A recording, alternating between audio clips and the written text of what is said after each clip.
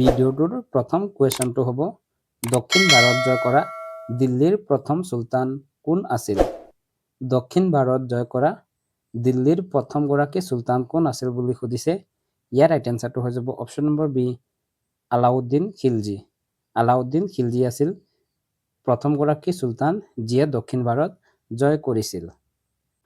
Next question দিৱান-ই-ৰিয়াসত আৰু চাহান-ই-মন্দি পদবী দুটা কোনে বা কোনজন চুলতানে সৃষ্টি কৰিছিল?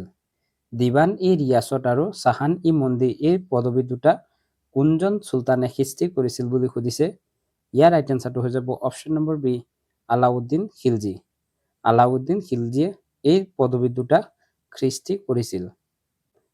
নেক্সট কুৱেশ্যন ভাৰতত তুৰ্কী মুছলমানৰ শাসন কোনে প্ৰতিষ্ঠা কৰিছিল? তুৰ্কী মুছলমানৰ শাসন ভাৰতত কোনজন সম্ৰাটে বা কোনজন চুলতানে কৰিছিল বুলি সুধিছে। ইয়াৰ ৰাইট এনচাৰটো হৈ যাব option number B Qutbuddin Aibak. Qutbuddin আইবাকে ভাৰতত তুৰ্কী মুছলমানৰ শাসন প্ৰতিষ্ঠা কৰিছিল। নেক্সট কুৱেশ্যন দাস বংশৰ প্ৰতিষ্ঠাপক কোন আছিল? দাস বংশ কোনে প্ৰতিষ্ঠা কৰিছিল বুলি সুধিছে। ইয়াৰ ৰাইট এনচাৰটো হৈ যাব option number B Qutbuddin Aibak. Qutbuddin আইবাকে দাস বংশ প্ৰতিষ্ঠা কৰিছিল। নেক্সট কুৱেশ্যন কুতুবুদ্দিন আইবাকে কামৰূপ ৰাজ্য আক্ৰমণ কৰাৰ সময়ত কামৰূপৰ ৰজা কোন আছিল? কুতুবুদ্দিন আইবাকে যেতিয়া কামৰূপ ৰাজ্য আক্ৰমণ কৰিছিল সেই সময়ত কামৰূপৰ ৰজা কোন আছিল বুলি সুধিছে। ইয়াৰ ৰাইট এনচাৰটো হৈ যাব অপশ্যন নম্বৰ চি প্ৰীতু।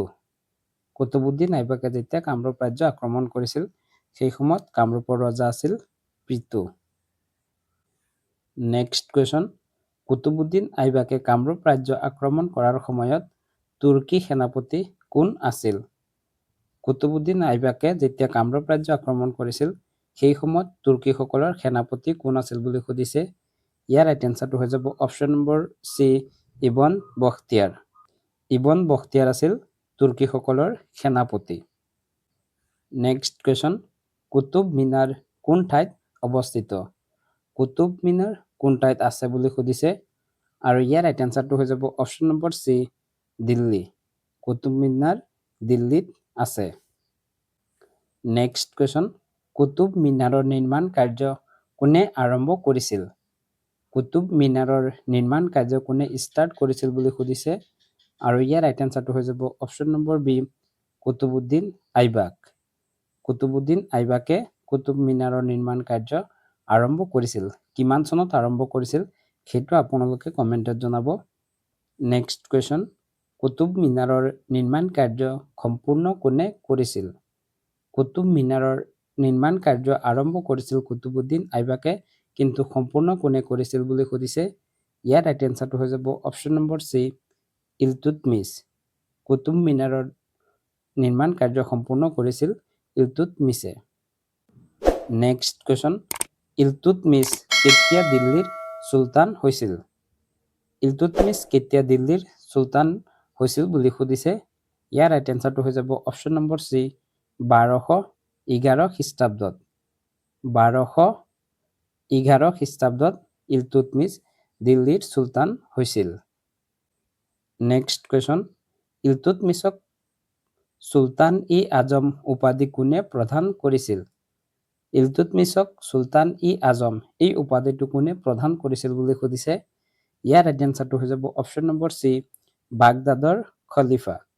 বাগদাদৰ খলিফাই ইলতুৎমিছক চুলতান-ই-আজম বুলি উপাধি প্ৰদান কৰিছিল। নেক্সট কুৱেশ্যন ৰেজিয়া চুলতান কাৰ জীয়ৰী আছিল? ৰেজিয়া চুলতান কাৰ জীয়ৰী আছিল বুলি সুধিছে আৰু ইয়াৰ ৰাইট এনচাৰটো হৈ যাব option number B Iltutmish. Razia Sultana বা ৰেজিয়া চুলতান ইলতুৎমিছৰ ছোৱালী আছিল। নেক্সট কুৱেশ্যন ৰেজিয়া চুলতানে কাক বিয়া কৰাইছিল? ৰেজিয়া চুলতানৰ বিয়া কাৰ লগত হৈছিল বুলি সুধিছে। ইয়াৰ ৰাইট এনচাৰটো হৈ যাব option number C Ikhtiyar Uddin Altunia. Ikhtiyar Uddin আল-টুনিয়াৰ সৈতে ৰেজিয়া চুলতানৰ বিয়া হৈছিল। নেক্সট কুৱেশ্যন দিল্লীৰ একমাত্ৰ মহিলা চুলতান কোন আছিল? দিল্লীৰ একমাত্ৰ মহিলা চুলতান কোন আছিল বুলি সুধিছে আৰু ইয়াৰ ৰাইট এনসাৰটো হৈ যাব অপশ্যন নম্বৰ সি ৰেজিয়া চুলতান। ৰেজিয়া চুলতান আছিল দিল্লীৰ একমাত্ৰ মহিলা চুলতান।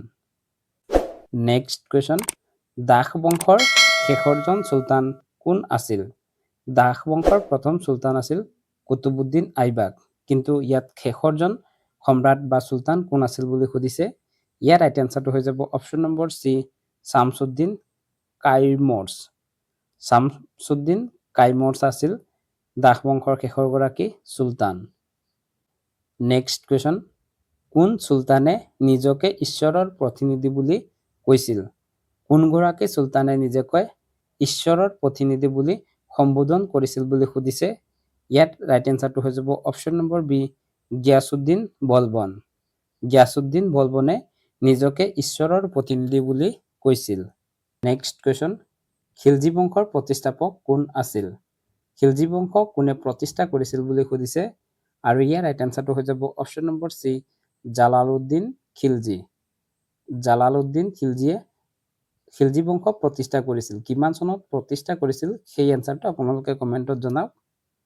নেক্সট কুৱেশ্যন, জালালুদ্দিনৰ সময়ত মংগোল আক্ৰমণ কিমান চনত হৈছিল? জালালুদ্দিন খিলজীৰ সময়ত মংগোলসকলে কিমান চনত ভাৰত আক্ৰমণ কৰিছিল বুলি সুধিছে আৰু ইয়াৰ ৰাইট এনসাৰটো হৈ যাব অপশ্যন নম্বৰ বি 1292 খ্ৰীষ্টাব্দত। জালালুদ্দিনৰ সময়ত মংগোলসকলে ভাৰতৰ উত্তৰ পশ্চিম সীমাদি ভাৰতত প্ৰৱেশ কৰি ভাৰতত আক্ৰমণ কৰিছিল। নেক্সট কুৱেশ্যন, দিল্লীৰ ওচৰৰ নগৰচিৰি স্থাপত্য কোনজন চুলতানে নিৰ্মাণ কৰিছিল?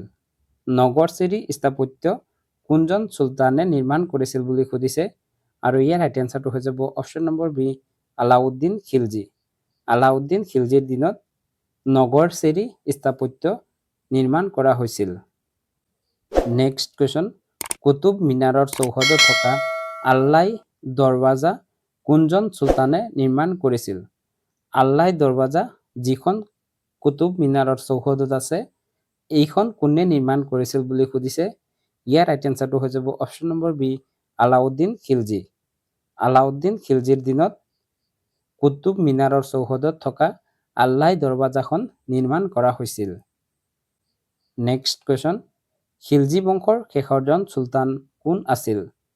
খিলজী বংশৰ শেষৰজন সম্ৰাট কোন আছিল বুলি সুধিছে আৰু ইয়াৰ ৰাইট এনসাৰটো হৈ যাব অপশ্যন নম্বৰ এ কুতুবুদ্দিন মুবাৰক শ্বাহ।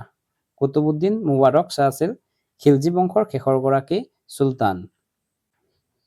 এইখিনি আছিল আজিৰ আমাৰ এই ক্লাছ 7ৰ ছ'চিয়েল ছায়েন্সৰ যি লেচন নম্বৰ 2 আছিল। এই লেচন নম্বৰ 2ৰ পৰা লৈ অনা ইম্পৰ্টেণ্ট MCQ যি কুৱেশ্যনখিনিত আপোনালোকে আগন্তুক আছাম পুলিচ SI বা ABUB EDRE এক্সামত অহা দেখা পাব। সেয়েহে আপোনালোকে কুৱেশ্যনখিনি নোট ডাউন কৰি যাব। লগতে কুৱেশ্যনখিনি যদি কিবা ভুল দেখে সেই ভুলটো কমেণ্টত আঙুলিয়াই যাব বুলি আশা ৰাখিছোঁ।